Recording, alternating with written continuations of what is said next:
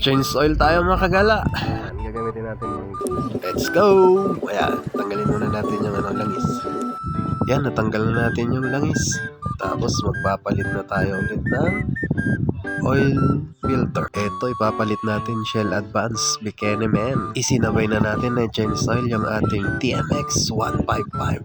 Uy, pangit na ng langis niya mga kagala. Buti na lang, sinabay na natin.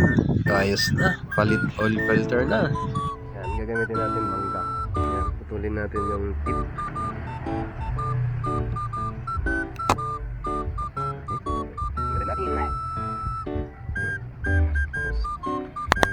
Yan. Testing. Eto na mga gala, discarding Pinoy na. Yan, para-paraan lang yan. Buzo.